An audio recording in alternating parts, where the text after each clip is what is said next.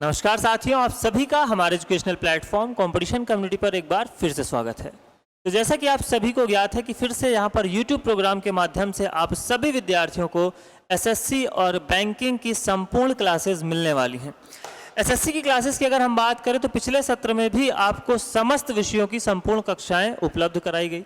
अब इस बार के क्लासेस में क्या कुछ अलग होने वाला है, तो जैसे कि आप सभी को ज्ञात है कि एसएससी के पैटर्न में जो बदलाव आया है, स्पेशली अगर हम बात करें आपका सीजीएल और सीएचएसएल, तो यहाँ पर इस बदले हुए पैटर्न के साथ हम सभी टॉपिक्स को कवर अप करने वाले हैं। लेकिन जिन टॉपिक्स के डिटेल्ड कॉन्सेप्ट्स आपको ऑलरेडी प्रोवाइड कराए जा चुके हैं, उन सभी टॉपिक से संबंधित जो आपके कॉन्सेप्ट्स होने वाले हैं उसको हम फटाफट से कवर अप करेंगे, यानी कि हम उसको फटाफट से रिवाइज करेंगे। और उसके बाद हम मुख्य रूप से जो हमारा फोकस होगा वो होगा क्वेश्चंस की प्रैक्टिस पर और अप्रोच पर, कि क्वेश्चंस को बनाते समय हमारा अप्रोच क्या होना चाहिए जिससे हम मिनिमम टाइम में मैक्सिमम नंबर ऑफ क्वेश्चंस को अटेम्प्ट कर सकें और जिस उद्देश्य के लिए यहाँ पर हम जुड़े हैं, यानी कि अपने लिए एक स्थान सुनिश्चित करना, उस उद्देश्य की पूर्ति कर सकें। तो आज की जो क्लास है ये इंट्रोडक्टरी क्लास होगी। जैसा कि आप जब ऑफिशियल साइट पर सिलेबस देखेंगे तो सिलेबस में जो आपके टॉपिक्स के नाम हैं वहाँ पर आप कंफ्यूज हो सकते हैं। तो आज हम लोग यहाँ पर डिटेल्ड सिलेबस को कवर अप करेंगे, यानी किन किन टॉपिक्स को हमें पढ़ना है। साथ ही साथ आप यह भी देखेंगे कि इस बार मेंस परीक्षा यानी कि सीजीएल जब हम टियर 2 की बात करते हैं तो यहाँ पर रीजनिंग पूछी गई थी, और रीजनिंग में कौन कौन से ऐसे हमें टॉपिक्स देखने को मिले जो लास्ट टाइम हम लोगों ने कवर अप नहीं किया था, उन टॉपिक्स का हम लोग यहाँ पर डिटेल्ड कॉन्सेप्ट और साथ ही साथ क्वेश्चंस को भी कवर अप करने वाले हैं। तो आइए जानते हैं इसके डिटेल्ड सिलेबस के बारे में, कैसे क्लासेस होंगी इसके बारे में मैंने आपको बता दिया कि जिन टॉपिक्स के डिटेल्ड वीडियो कॉन्सेप्ट के साथ आपको ऑलरेडी प्रोवाइड कराए जा चुके हैं उसका यहाँ पर आपको डिस्क्रिप्शन बॉक्स में लिंक दे दिया जाएगा। फटाफट से हम क्या करेंगे, एक बार अगेन कॉन्सेप्ट को रिकॉल करेंगे, रिवाइज करेंगे, और उसके बाद मुख्य रूप से हमारा जो फोकस होगा वो होगा क्वेश्चंस की प्रैक्टिस पर। तो चलिए करते हैं सेशन की शुरुआत। वन बाय वन हम लोग सभी टॉपिक्स के नाम जानेंगे, सभी टॉपिक्स पर यहाँ पर आपको किन टॉपिक्स से क्वेश्चंस ज़्यादा देखने को मिलते हैं, किन टॉपिक्स से क्वेश्चंस कम देखने को मिले हैं, और साथ ही साथ आगामी परीक्षा में किन टॉपिक्स से क्वेश्चंस पूछे जा सकते हैं, इन सभी विषयों पर हम लोग विस्तृत रूप से चर्चा करने वाले हैं। तो ओवरऑल अगर हम बात करें तो ना केवल यहाँ पर आपकी एसएससी की तैयारी होने वाली है, बल्कि अगर हम बात करें आप किसी भी स्टेट लेवल एग्जाम की तैयारी कर रहे हैं तो ऑलमोस्ट आपको यही टॉपिक्स देखने को मिलेंगे, यही सिलेबस देखने को मिलेगा। इसके अलावा रेलवे की जो रुकी हुई वैकेंसीज हैं, यानी कि एक्सपेक्टेड जो भी वैकेंसीज हैं, आपको पता है कि बल्क में वैकेंसीज देखने को मिलेंगी। तो अगर आप रेलवे की तैयारी कर रहे हैं, रेलवे से संबंधित एग्जाम्स की तैयारी कर रहे हैं, तो इसके लिए भी ये सारी की सारी क्लासेस आपके लिए काफी इंपॉर्टेंट होने वाली हैं। तो चलिए वन बाय वन यहाँ करते हैं सिलेबस को डिस्कस। तो सबसे पहले हम बात करेंगे कोडिंग डिकोडिंग। तो आपको पता है चाहे बैंक का एग्जाम हो, एसएससी का एग्जाम हो, रेलवे का एग्जाम हो, सभी परीक्षाओं के दृष्टिकोण से आपका ये एक महत्वपूर्ण टॉपिक हो जाता है। इसी प्रकार हम बात करेंगे यहाँ पर ब्लड रिलेशन,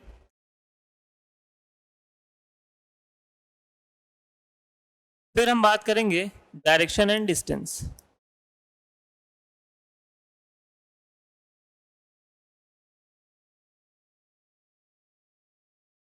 अगले टॉपिक की हम बात करेंगे यहाँ पर ऑर्डर एंड रैंकिंग, यानी कि क्रम व्यवस्था। ठीक, तो ये चार टॉपिक आपने देखे थे कि बैंकिंग के एग्जाम्स में भी आपको देखने को मिले और यहाँ पर भी आपको देखने को मिल रहे हैं। इसके अलावा हम बात करें अगर, तो आपको देखने को मिलेगा, देखो यहाँ पर मैं वर्बल और नॉन वर्बल सेक्शन को अलग अलग एक्सप्लेन इसलिए नहीं कर रहा हूँ क्योंकि जब हम सीरीज की बात करेंगे, जब हम एनालॉजी की बात करेंगे, जब हम क्लासिफिकेशन की बात करेंगे, तो ये कुछ ऐसे कॉमन टॉपिक्स हैं जो कि आपके वर्बल सेक्शन में भी देखने को मिलते हैं और नॉन वर्बल सेक्शन में भी देखने को मिलते हैं। तो इसलिए मैं आपको बताऊंगा कि कहाँ से दोनों ही सेक्शंस में क्वेश्चन पूछे जा सकते हैं। फिर हम बात करेंगे यहाँ पर लॉजिकल वेन डायग्राम की, जो कि आपको बैंकिंग के एग्जाम में देखने को नहीं मिला, तार्किक वेन आरेख। ठीक, अब यहाँ पर कंफ्यूजन क्या होती है कि बच्चे को लॉजिकल वेन डायग्राम भी पढ़ना होता है और आपको सिलॉग्स भी पढ़ना होता है, जिसको लेकर के कई बार आप कंफ्यूज होते हैं। तो बिल्कुल आपको कंफ्यूज होने की जरूरत नहीं है, इसको भी हम लोग डिटेल में कवर अप करेंगे और दोनों के बीच के डिफरेंस को समझते हुए आगे बढ़ेंगे। फिर अगर हम बात करें यहाँ पर कुछ ऐसे टॉपिक्स, जैसे आप देख पा रहे हैं क्लॉक, कैलेंडर,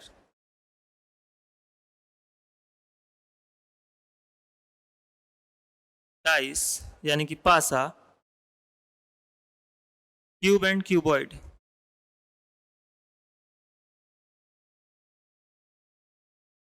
ठीक, घन एवं घनाभ। तो आपको क्वेश्चंस यहाँ से कम देखने को मिलते हैं, लेकिन हम ऐसा नहीं कह सकते कि यहाँ से क्वेश्चंस आते ही नहीं है, इसलिए हमें इसको कवर अप करना जरूरी हो जाता है, अनिवार्य हो जाता है, क्योंकि हर एक क्वेश्चन, हर एक मार्क्स हमारे सिलेक्शन की जर्नी के लिए इंपॉर्टेंट है, इसलिए हमें सभी के सभी टॉपिक्स को डिटेल में कवर अप करते हुए चलना है। ठीक है, चलिए बात करते हैं कुछ अन्य टॉपिक्स की। कुछ तो ऐसे भी टॉपिक्स होंगे जहां पर आपको फ्री के मार्क्स देखने को मिलेंगे, जैसे चलिए उन टॉपिक्स की बात कर ही लेते हैं। डिक्शनरी ऑर्डर,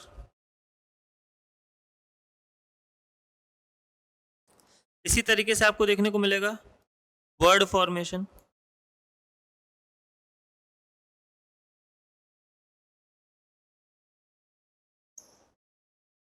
इसी तरह से आपको देखने को मिलेगा लॉजिकल सीक्वेंस ऑफ वर्ड्स, शब्दों का तार्किक क्रम।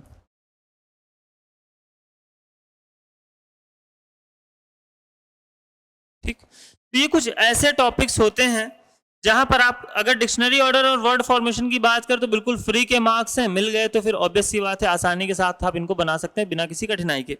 लेकिन यहां पर भी क्वेश्चन बनाने के लिए जो अप्रोच होगा, हम कैसे मिनिमम टाइम में इन क्वेश्चंस को बना सकते हैं, इसके ऊपर हम लोग चर्चा करेंगे। ठीक है, बात करते हैं यहां पर कुछ अन्य टॉपिक्स की, जिनमें वाटर इमेज, मिरर इमेज, जल प्रतिबिंब एवं दर्पण प्रतिबिंब। फिर हम बात करेंगे paper cutting and paper folding की, कागज काटना तथा कागज मोड़ना। इसके अलावा यहां पर आपको देखने को मिलेगा एम्बेडेड फिगर,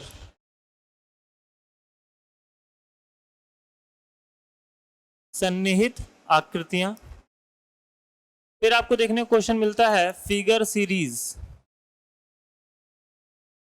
जैसे कि मैंने कहा सीरीज जो आपका टॉपिक है, तो सीरीज जब हम नाम सुनते हैं तो इन जनरल हमारे दिमाग में संख्याएं ही आती हैं, लेकिन यहां पर संख्याओं के अलावा आपको आकृतियों पर आधारित भी प्रश्न देखने को मिलते हैं। ठीक है, फिगर सीरीज के अलावा यहां पर आपको फिगर कंप्लीशन,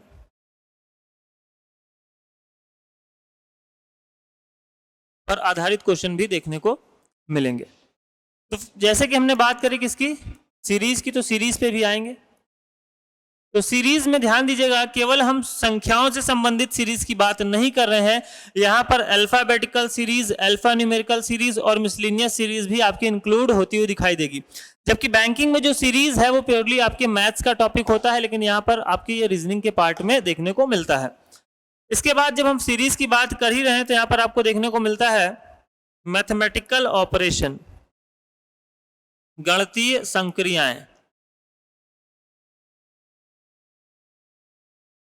आपको देखने को मिलता है missing term,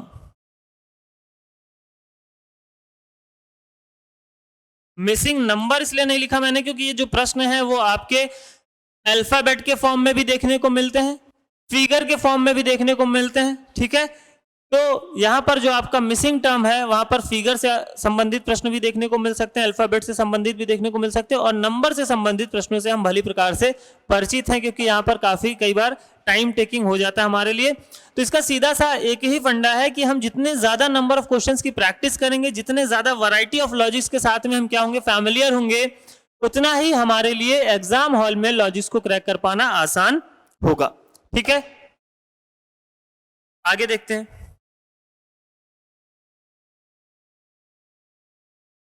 counting of figures.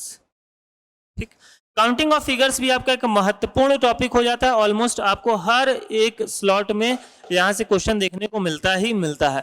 तो यहां पर भी जो हमारी स्पीड और एक्यूरेसी है वो निर्भर करती है कि हम कितना ज्यादा अभ्यास करके, कितना ज्यादा प्रैक्टिस करके एग्जाम हॉल में जा रहे हैं। तो कई बार तो हमें वैसी ही आकृतियां देखने को मिलती हैं जैसी आकृतियों का हमने अभ्यास किया होता है, जैसी आकृतियों की हमने प्रैक्टिस करी होती है। इसके लिए बेहतर यह होता है कि आप ज्यादा से ज्यादा प्रीवियस ईयर क्वेश्चन लगाएं और वहां से आपको संबंधित आकृतियों के एग्जाम में पूछे जाने की संभावना बहुत हद तक बनती हुई दिखाई देगी।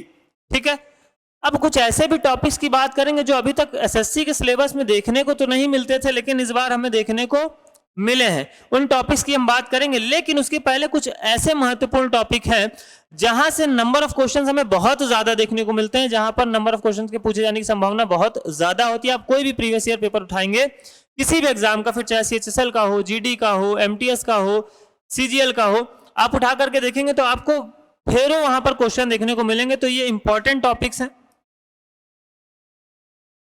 जिसमें आपको एनालॉजी और दूसरा ऑड वन आउट या फिर क्लासिफिकेशन,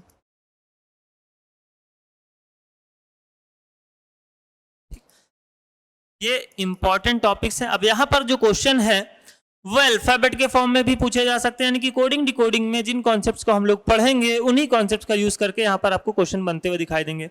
संख्याओं के फॉर्म में भी क्वेश्चन पूछे जा सकते हैं, और इसीलिए क्लास में मैं बार बार बोलता हूं बच्चों को कि कम से कम आपको 20 तक के क्यूब बिल्कुल आपके दिमाग में फीड होने चाहिए, यानी कि संख्याओं को देख करके आप पहचान पाएं कि दी गई जो संख्या है वो की संख्या के क्यूब या उसके आसपास की संख्या बनती हुई दिखाई दे रही है। 30 तक के स्क्वायर्स, उसके अलावा मैं आपको ऑलरेडी बताता हूं बहुत सारी ट्रिक्स की कैसे आप आसानी से आइडेंटिफाई कर सकते हैं कि दी गई संख्या किस संख्या का स्क्वायर है, जिसमें 40 से 60 के बीच की संख्या है, 90 से 110 के बीच की संख्या है। ओरली आप कैसे निकाल सकते हैं इसके ऊपर भी मैं क्लास में डिस्कस करता रहता हूं, और ऑलरेडी आपके जो आगामी सेशन होंगे वहां पर भी इसके बारे में हम चर्चा करेंगे।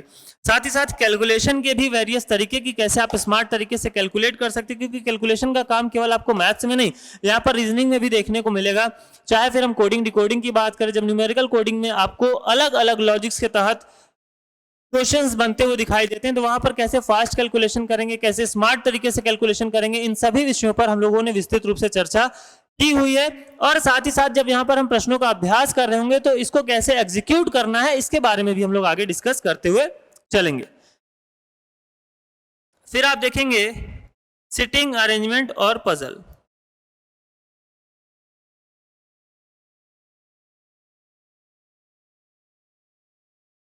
सिटिंग अरेंजमेंट की बात करें या फिर हम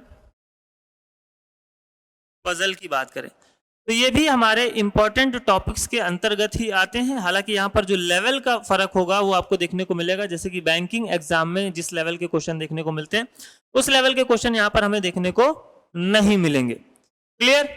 अब इसके अलावा भी जो हमारे टॉपिक्स हैं उसको भी हम लोग जानेंगे कि किन टॉपिक से संबंधित क्वेश्चन देखने को मिलते हैं, जिसमें मुख्य रूप से हम बात करेंगे क्रिटिकल थिंकिंग की। जैसे कि सिलेबस में आपको क्रिटिकल थिंकिंग लिखा हुआ दिखाई देगा, तो क्रिटिकल थिंकिंग के अंतर्गत कौन कौन से टॉपिक से क्वेश्चन पूछे जा सकते हैं, तो उसके अलावा एडिशनल किन टॉपिक से क्वेश्चन पूछे गए हैं जो कि पहले हमें एसएससी के एग्जाम में इन जनरल देखने को नहीं मिलते थे। फिर हम जानेंगे कि इसके बाद जो अभी तक भी नहीं पूछे गए हैं, आगामी एग्जाम में पूछे जाने की संभावना है, उन टॉपिक्स के बारे में भी हम लोग चर्चा करेंगे। तो सबसे पहले क्रिटिकल थिंकिंग वाले सेक्शन की जब हम बात करते हैं तो यहाँ पर स्टेटमेंट पर बेस्ड जो क्वेश्चन होते हैं उनके बारे में जान लेते हैं, जिनमें आपको देखने को मिलेगा स्टेटमेंट एंड अजम्पशन, कथन एवं पूर्व धारणा। फिर आपको देखने को मिलेगा statement and course of action, कथन एवं कार्यवाही पर आधारित प्रश्न। स्टेटमेंट एंड कंक्लूजन, कथन एवं निष्कर्ष। अब कथन एवं निष्कर्ष का जो प्रश्न होता है और जो सिलॉग्स का प्रश्न होता है, कई बार यहां पर भी आप कंफ्यूज होते हैं, तो दोनों के बीच के डिफरेंस को यहां पर भी हम समझते हुए चलेंगे, क्योंकि आप कथन और कंक्लूजन वाले क्वेश्चन को सिलॉग्स के अप्रोच से सॉल्व करने जाते हैं तो वहां पर मिस्टेक्स आप कई बार करते हैं, तो उससे कैसे बचा जा सकता है इसको भी हम लोग विस्तृत रूप से डिस्कस करते हुए चलेंगे। स्टेटमेंट एंड आर्ग्यूमेंट, ठीक। फिर हम यहां पर बात करेंगे कॉज एंड इफेक्ट, कारण एवं प्रभाव। फिर हम बात करेंगे इन्फरेंसेस की, ठीक। स्टेटमेंट एंड असर्शन के भी आपको कई बार क्वेश्चन देखने को मिल जाते हैं। आसानी से बनेंगे, कॉन्सेप्ट्स को हम समझते हुए चलेंगे। बस थोड़ा सा हमें इनके बीच के अंतर को समझना होगा कि कब हमसे कंक्लूजन का क्वेश्चन पूछा गया है, कब हमसे अजम्पशन का क्वेश्चन पूछा गया है, कॉज एंड इफेक्ट क्या होगा, स्टेटमेंट एंड आर्गुमेंट क्या है। इनके बीच के केवल अगर हमने अंतर को बेहतर तरीके से समझ लिया, उसके बाद हम क्वेश्चन आसानी से बना सकते हैं। क्वेश्चन में जो हमारी गलतियां होती हैं उसकी संभावना बहुत हद तक आपको कम होती हुई दिखाई देगी। ठीक है, फिर मैंने कहा कुछ ऐसे टॉपिक्स जहां से आपको क्वेश्चन देखने को मिले। यहां पर एक और टॉपिक आप लोग ऐड कर लेंगे, डिसीजन मेकिंग। ठीक, डिसीजन मेकिंग से भी आपको क्वेश्चन देखने को मिलते हैं। अब जिन टॉपिक से क्वेश्चन अभी तक हमें देखने को नहीं मिलते थे, जैसे हम बात करें सबसे पहले इनइक्वालिटी, जो कि बैंक में मैंने आपको बताया कि प्रीलिम्स में बेसिकली आपको डायरेक्ट यहाँ पर 5 क्वेश्चन तक देखने को मिलते हैं। इनइक्वालिटी के प्रश्न नहीं पूछे जाते थे, लेकिन एसएससी सीजीएल के जब आप मेंस के पेपर को उठाओगे तो इस बार वहां पर आपको इनइक्वालिटी का क्वेश्चन देखने को मिला है। इसी प्रकार अगर हम बात करें तो डेटा सफिशियंसी,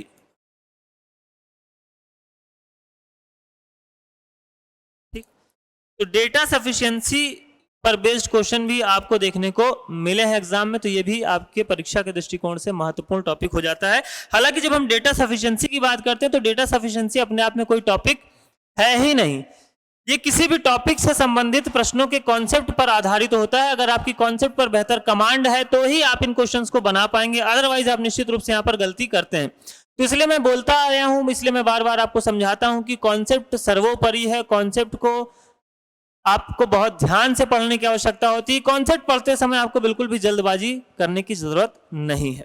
ठीक है, अब यहां पर जो बचे हुए टॉपिक्स हैं, जैसे कि मैंने कहा मशीन इनपुट,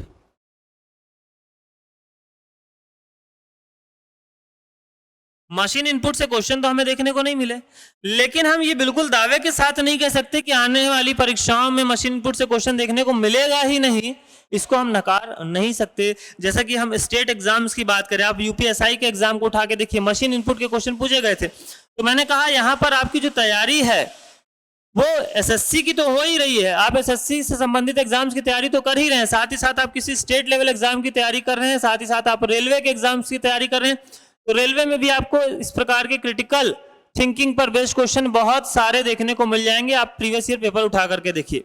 ठीक है, तो मैंने कहा ये सभी एग्जाम के पॉइंट ऑफ व्यू से इंपॉर्टेंट सेशन होने वाले हैं। बस आपको करना क्या है, आपको रेगुलर बेसिस पर इन लेक्चर्स के साथ में जुड़ना है। आपकी जो भी क्वेरीज हैं, आपके जो भी डाउट्स हैं, उसको आप क्या करेंगे, रेगुलर बेसिस पर हमारे साथ कनेक्ट टू टीचर के माध्यम से डिस्कस कर सकते हैं, या हमें कमेंट बॉक्स में कमेंट करके भी आप डिस्कस कर सकते हैं। और अन्य कुछ यहां पर आपको मिसलिनियस कॉन्सेप्ट्स पर आधारित क्वेश्चंस भी देखने को मिल सकते हैं, जो कि हो सकता है कि अभी तक परीक्षाओं में ना पूछे जाते रहें। तो वो आपके कॉमन सेंस पर बेस्ड क्वेश्चन होंगे। ऐसा नहीं होगा कि बहुत ज्यादा आपको वहां पर रॉकेट साइंस लगाना, ऐसा कुछ भी नहीं है।